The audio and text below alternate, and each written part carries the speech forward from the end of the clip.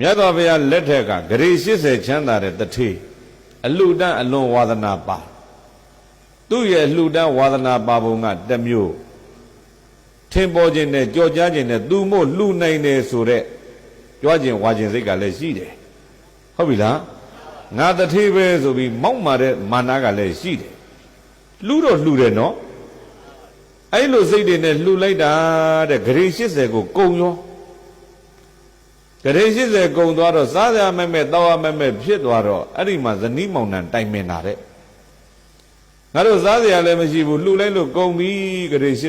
80ဘယ်နဲ့လောက်ကြမှာတော့တို့တငယ်ချင်းရှိတယ်သူလည်းပဲအလှတန်းဝါဒနာပါတယ်သူစီသွားပြီးတို့လှလေးတွေသွားရောင်းမယ်တဲ့လှထားတဲ့အလှတွေဘာဖြစ်မယ်အလှရောင်းပါတဲ့ဟုတ်လားကောင်းပြီဆိုပြီးလင်မယားနှစ်ယောက်ထိုင်ပြီးတော့တိုင်မင်တာဘယ်မြို့မှာကြောင်းဆောက်တယ်ဘယ်နာမှာဖျားတယ်ဘယ်နာမှာလမ်းခင်မှုတယ်ဘယ်เจ้าမှာရေရင်တူးတယ်ဘယ်နာမှာရေစင်လှူတယ်ဘယ်မှာတိမ်ဆောက်တယ်ဘယ်မှာဇရက်လှူတယ်ဟာမပြူတဲ့ကောင်းမှုမရှိဘူးကောင်းမှုတွေကိုအများကြီးတန်းစီရေးသွားကောင်းမှုတွေတန်းစီရေးသွားပြီးတော့အဲ့ဒါလင်မယားနှစ်ယောက်သွားလိုက်ကြသူတို့သိတဲ့တငယ်ချင်းကလည်းဂရေ80ချမ်းသာတယ်အဲ့ဒီမှာသွားမှတရက်ခရီးလမ်းလျှောက်ပြီးတော့သွားလိုက်တာနေ့တဝက်ကျိုးတော့ပြိသိတစ်ပင်တပင်အောင်ထိုင်ပြီးတော့ပင်ပန်းနဲ့ကွာညနေဆောင်ရောက်တော့မှာပဲခဏနားကြအောင်ဆိုပြီးတော့ပါလာတဲ့ထမင်းတုပ်လေးအဲ့မှာနားရင်းနဲ့ဖြေမလို့စားမလို့ဖြေလိုက်တဲ့အချိန်အမျိုးသားကထမင်းတုပ်ဖြေတာတဲ့အမျိုးသမီးကအဲ့ထမင်းတုပ်ကြည့်နေတဲ့အချိန်မှာခွေးပိန်မာလေးတစ်ကောင်ကလာပြီးအစာတောင်းတော့အမျိုးသမီးကကြည်တယ်ကြည်စမ်းခွေးလေးပိန်ချုံလို့ထမင်းတုပ်ကလည်းလေတဲ့ထမင်းတုပ်ကြည့်ရတာကလည်းခတ်သေးသေးလေးပေါ့တကယ်လို့ငါမျိုးသားကငါ့ကိုပိုက်ပြီးတော့ရော့ညီတဝက်စားငါတဝက်စားမယ်ဆိုပိုက်တာပေးသူခွင့်ပြုမယ်ဆိုရင်တော့ငါရတဲ့တဝက်ငါမစားဘူးခွေးပဲလှူမယ်တကယ်လို့တထုံလုံးငါပေးရင်လည်းငါမစားဘူးခွေးပဲလှူမယ်ဘာဖြစ်လို့တော့မေးလိုက်တော့ငါမစားလို့ငတ်ရင်ဒီတနတ်ပဲညနေငါတငယ်ချင်းစီရောက်ရင်စားဒီခွေးမှမစားရတာတော်တော်ကြာလောက်ပြီတဲ့ပိန်ချုံအမျိုးသားကဖွင့်လိုက်တော့ဟာသမင်းကလည်းနည်းနည်းလေးကိုင်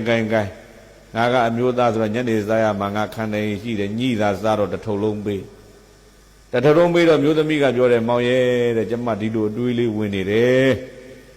ကျမမစားလို့ငတ်ရင်ဒီတနက်ပဲဒီသမင်းလေးကိုကျမခွေးကြွေးမယ်စိတ်ကူးတာမောင်ခွင့်ပြုရင်ပေါ့ခွေးသွားသရာပြီးမျိုးသားကသူ့မကြွေးမှလည်းကြောက်ရသေးတာလေခွင့်ပြုရင်ပေါ့လို့ပြောလိုက်တော့အမလေးခွင့်ပြုပါတယ်ငါလည်းညီးကသာငါပြန်ပေးငါလည်းအဲ့ဒီခွေးကြွေးမလို့စေတနာတွေဖြစ်နေတာစေတနာသွားတူတာနော်ဟာဒါဆိုကောင်းပြီဆိုပြီးစိတ်တူစေတနာတူနဲ့အဲ့ဒီခွေးလေးကိုသမင်းတွေလှူကြခွေးလေးစားတာကြည့်ပီတိတွေဖြည့်ပြီးတော့နေကြအဲ့ဒီကနေရှေ့ဆက်ခရီးသွားညနေဆောင်တော့တငယ်ချင်းစီရောက်တငယ်ချင်းစီလည်းရောက်ကြရောပြိသိဘာဖြစ်တုံးဆိုတော့ဟိုကမေးတယ်ဟာတငယ်ချင်းတို့ဘာလုပ်လာကြတော့ဘာလုပ်လာတာနောက်မှမေးပါကွာအယောင်းဝင်နဲ့လာတဲ့သာမှတ်လိုက်တော့တို့ထမင်းကျွေးစားဗိုက်စားလို့ဆိုထမင်းကျွေးထမင်းစားလို့ပြီးတော့ဘယ်တော့မင်းတို့ကထမင်းစားလို့ပြီးရောင်းမဲ့ကုန်ပစ္စည်းကဘယ်မှာတော့ဟာဆိုတော့စာရွက်ကြီးထုတ်ပြဟင်ဒါမင်းတည်ထားတဲ့ဖရာတွေကြောင်းတွေတစောင်းတွေပြတ်တတ်တယ်ငါနဲ့ဘာဆိုင်လို့ဒီအလှတွေလာရောက်တာပဲဟောဗျာအလှရောက်တယ်မကြဘူးမကြဘူးဒီတကကြားဘူးဆိုတာမှတ်လိုက်ကွာအလှမင်းဘယ်လိုလုပ်ရောက်မှာတော့ဒီလိုလုပ်မယ်တဲ့ချိန်ဝင်တစ်ခုကိုလဲကောင်ချိတ်တယ်ပြီးတော့တစ်ဖက်ကငွေထက်တစ်ဖက်ကကုသိုလ်ထက်ကုသိုလ်နဲ့ငွေညီတဲ့အချိန်ဟာဒါမင်းတန်ဖိုးဖြတ်တာပေါ့ကွာကောင်းပြီဆိုပြီးတော့အဲ့ဒါငွေထုတ်ယူတယ်ပြီးတော့ချိန်ဝင်တစ်ဖက်တည်းထက်ငွေထုတ်ကလေးပြီးဇောက်ထိုးကြီးအောက်ကိုကြားဟိုဘက်ကကုသိုလ်ထဲမဲ့ဟာကအပေါ်မှာမြောက်နေမယ်ပေါ့ထဲကွာမင်းပြုတဲ့ကောင်းမှုတွေဆိုတော့ထဲလိုက်တာကြောင်းဆောက်တဲ့ကောင်းမှုကြီးထဲပါ၏မလုတ်ဘူးတဲ့ချိန်ဝင်ကဟုတ်လားဖယားတဲတဲ့ကောင်းမှုထဲပါ၏မလုတ်ဘူးလမ်းပြင်တဲ့ကောင်းမှုထဲပါ၏မလုတ်ဘူးထဲလိုက်တာကောင်းမှုတွေသာပဲတဲ့စိတ်ရင်းနဲ့ကုံသွားရောငွေဒုက္ခပဲနိုင်တယ်ကုသိုလ်လှုပ်ကိုမလှုပ်ဘူးတဲ့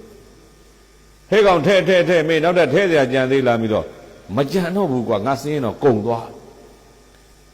ပြီဆိုမျိုးသမီးကဝင်ပြောမောင်ရဲ့တဲ့မောင်နဲ့ကျမလမ်းမှာ ခွေးပိန်မာလေးကိုစိတ်တူစေရနာတူနဲ့လှူခဲ့တဲ့ကောင်းမှုစင်းလေးမပါဘူးလားဟာမေ့နာဟုတ်သားစိတ်တူစေရနာတူနဲ့ခွေးလှူတဲ့ကောင်းမှုထဲပါဤခမရဆိုထဲတော့အဲ့မှာငွေတုံကြီးကမြောက်တက်သွားဟဲကောင်မင်းငွေထက်ထဲငွေထဲလဲကုသိုလ်ဒုက္ခလေးပြီးအောင်နစ်ကြထဲလေဒီတိုင်းထဲလေဒီတိုင်းနောက်ဆုံးတော့ပြိသိဘလို့လောက်ကြတော့မေးကြိုက်ကွာမင်းခွေးကျွတ်တဲ့ကုသိုလ်တော်တော်လေးပဲဂရေ80နဲ့တန်ဖို့ဖြတ်မချိန်ဝင်လဲထဲလို့နေရာမရှိဘူးဂရေ80ပေးမယ်ဆိုပြီးတော့ခွေးကျွေးတဲ့ကုသိုလ်ကဂရေ80တန်ဖို့ရသွားတယ်ဟုတ်ပြီလားအဲ့ဒီမှာပြိသိအမျိုးသားကဘလို့ဖြစ်တယ်လဲကွာကျောင်းကြီးဆောက်လိုက်တာသိမ့်ပေါင်းတောင်းချီကုန်ခံပြီးဆောက်တဲ့ကျောင်းကထဲ့လိုက်တော့ချိန်ဝင်မလှုပ်ဘူးဘလို့ဖြစ်တယ်လဲဆိုတော့မျိုးသမီးကထထောက်တယ်မောင်းတဲ့သိမ့်1000သာကုန်ရတယ်မောင်းဆောက်တဲ့ကျောင်းဖုန်းကြီးနဲ့မောင်းတဲ့စကားများတယ်မို့လားဟုတ်တယ်ကွာငါဆောက်တာဆောက်ရတာစေတနာမပါဆောက်ရင်းနဲ့ဘုန်းကြီးကတစ်မျိုးငါကတစ်မျိုးဟုတ်လားကျောင်းသာစုလဲရတယ်ပြိဿအဲ့ဒီအလှမှာဘုန်းကြီးနဲ့ရန်ဖြစ်ပြီးစေတနာပြတ်သွားဘူးတဲ့ဗျာ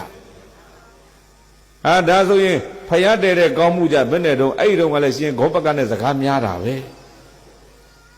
ဒါဆိုလမ်းလူတဲ့ကောင်းမှုကြီးလမ်းလူတော့လဲရှင်ပဲအဲ့ဒါကြောက်လို့သာလှူရတာလှူခြင်းစိတ်စေတနာမပါဘူးဆိုဟောပြုလိုက်တဲ့ကောင်းမှုတွေလှူဝဲဝတ္ထုကကြီးကြီးမားမားကြီးတွေဒါပေမဲ့စေတနာနဲခဲ့ဘာနဲခဲ့တယ်ခွေးလှူတဲ့ကောင်းမှုကြပြိဿထမင်းတုပ်ကလေးကတစ်တစ်လေးဘာအားကောင်းခဲ့ညောင်စီလေးလောက်လှူတော်လဲဘာလောက်ရစေတနာကိုပြောတာညောင်ပင်ကြီးလောက်လှူပေမဲ့ဘာလောက်ကလေးရစေတနာကိုပြောတာသူတော်ကောင်းတို့